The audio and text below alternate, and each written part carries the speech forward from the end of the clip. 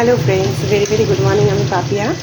আজকে সকাল সকালে রান্না করছি বলতে ছেলের জন্য একটু আলু ভাজা করছি।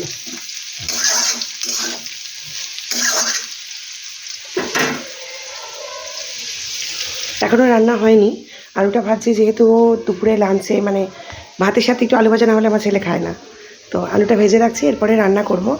রান্না আজকে কী কী করছি সেটা আপনার সাথে শেয়ার করছি একটু পরে। তো আলুটা ভাজছি আর এদিকে ডিমের অমলেট করব। হাজব্যান্ড বেরোবে, ওকে টিফিন দেবো। পেঁয়াজ কেটে রেখেছি, ডিমটা দিয়ে রেখেছি।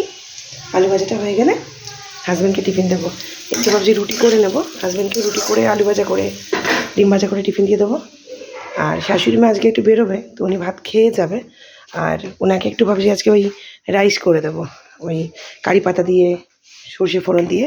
ওটা শাশুড়ি মা খেতে খুব ভালোবাসে, তো ওটাই দেবো। এই যে জাস্ট বিছনা টিছনা গোছালাম শাশুড়ি মার।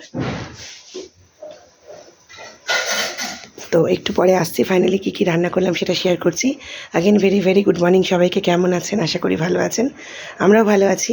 তো এই উইকে আমরা একটু ঘুরতে যাব, তো সেটাও আমার সাথে শেয়ার করব। সম্ভবত আমরা থার্সডে বা ফ্রাইডে যাব, এখনও ডেটটা ঠিক হয়নি।